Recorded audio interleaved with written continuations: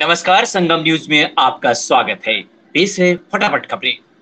स्वास्थ्य मंत्रालय के संयुक्त सचिव लव अग्रवाल ने कोरोना संक्रमण के ताजा मामले को लेकर जानकारी देते हुए कहा कि जहां 7 मई को देश में प्रतिदिन के हिसाब से 4,14,000 मामले दर्ज किए गए थे, अब वे 1 लाख से भी कम हो गए हैं। पिछले 24 घंटों में 86,498 मामले देश में दर्ज किए गए।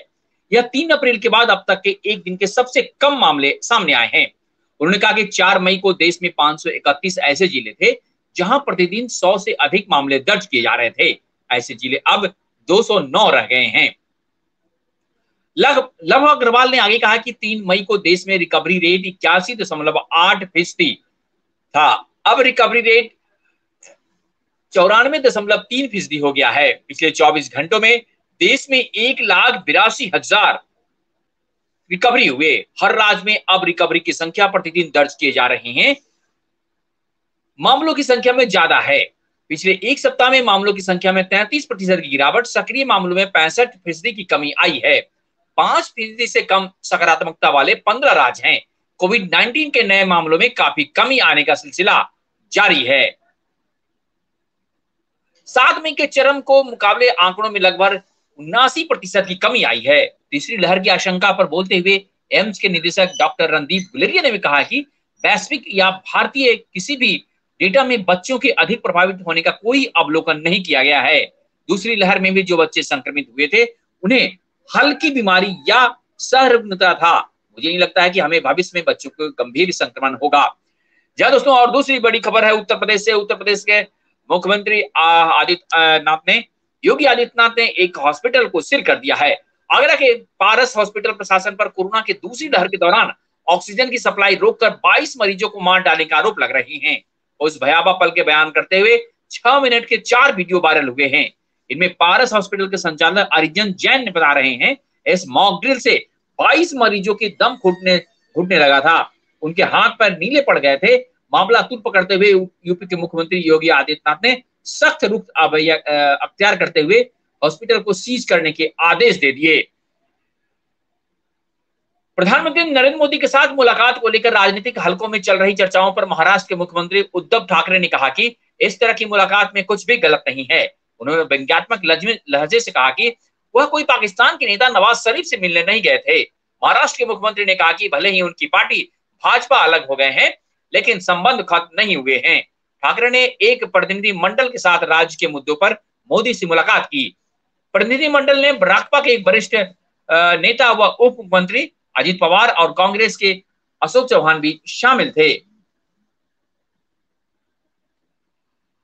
दिल्ली में घर घर राशन योजना को लेकर केंद्र सरकार और आम आदमी पार्टी की सरकार में तकरार लगातार जारी है। अरविंद केजरीवाल का आरोप है कि दिल्ली में भाजपा घर घर राशन की योजना लागू करने नहीं दे रही है। केजरीवाल ने तो यहां तक कह दिया कि राशन माफियाओं का तार ऊपर तक जुड़े हैं और यही कारण है कि दिल्ली सरकार घर घर राशन पहुंचाने के स्कीम को शुरू कर रही है ताकि उन पर लगाम लगाया जा सके। वहीं भाजपा ने केजरीवाल पर आरोप पर पलटवार करते हुए कहा कि वह सिर्फ जनता को बरगला रही है। केजरीवाल ने घर घर राशन योजना झूठ बोला है। केंद्र सरकार होम स्टेप डिलीवरी राशन योजना को नहीं रोक रही है। जी हाँ दोस्तों, संसदीय कार्य मंत्री प्रहलाद पटेल ने कहा कि सरकार को उम्मीद है कि संसद का मानसून सत्र जुलाई के अपने सामान्य कार्यक्रम के अनुसार ही होगा। कोरोना संक्रमण के कारण संसद का बजट सत्र बीच में ही स्थगित हो गया था। और बड़ी खबर जम्मू कश्मीर के कटरा से आ रही है, जहां मां भगवती माता वैष्णो देवी के दरबार के पास आग लग गई है। बताया गया है कि कालिका भवन के पास काउंटर नंबर 2 के नजदीक आग लगी है। आग पर काबू पाने के लिए अभियान चलाया जा रहा है। जिस स्थान पर आग लगी है वहां से माता भवन तकरीबन 100 मीटर की दूरी पर है। मध्य प्रदेश के राज्य शासन ने अंकुर कार्यक्रम के अंतर्गत वृक्षारोपण अभियान क्रियान्वयन के लिए पर्यावरण विभाग को नोडल विभाग और पर्यावरण नियोजन एवं समन्वय संगठन ऐप को भोपाल को नोडल एजेंसी बनाया है। अंकुर कार्यक्रम के प्रभावी कार्यान्वयन, नियम और निर्देशन, निर्माण, विशेषज्ञ परामर्श, मार्गदर्शन के लिए मुख्य सचिव की अध्यक्षता में राज्य स्तरीय समिति गठित की गई है। कार्यपालक संचालक ऐप को समिति के सदस्य एवं सचिव होंगे।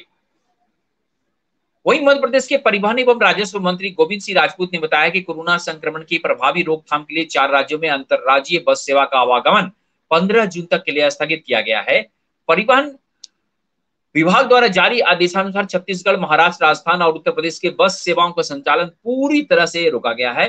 पहले यह अवधि 7 जून तक बढ़ाई गई थी, अब इसने 15 जून तक की वृद्धि की गई है। 15 जून तक न तो इन राज्यों की बस आएगी और न जाएगी। कांग्रेस महासचिव प्रियंका गांधी वाड्रा ने कहा कि महामारी की दूसरी लहर के दौरान कोविड के मरने वालों के आंकड़ों में कमी दिखाई जाने के कारण एक बार फिर से केंद्र सरकार निशाने पर है, जहां केंद्र सरकार आंकड़े ही फिर कर दिखा रही है।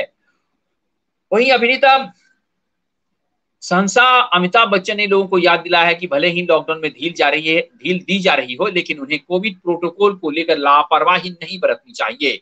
अमिताभ बच्चन ने ट्वीट किया है कि भले ही कुछ स्थानों पर कोविड स्थितियों में गिरावट देखी जा रही है, कृपया आप ढील न बरतें, प्रोटोकॉल रखें, हाथ धोएं, मास्क पहने, दूरी बनाए रखें, बहुत आवश्यक हो तभी यात्रा पर जाएं और समय सीमा का पालन कर साथ में टीका लगवाएं। Lanka premiere league T20 tournament का दूसरा सत्र 30 जुलाई से 22 अगस्त के बीच जैव सुरक्षित वातावरण बायो बबल में आयोजित किया जाएगा। श्रीलंका क्रिकेट SLC ने जारी बयान में कहा कि SLC यह दोहराना नहीं चाहता कि पहले की घोषणाओं के मुताबिक लंका प्रीमियर लीग का दूसरा सत्र जुलाई और अगस्त 2021 के दौरान आयोजित किया जाएगा।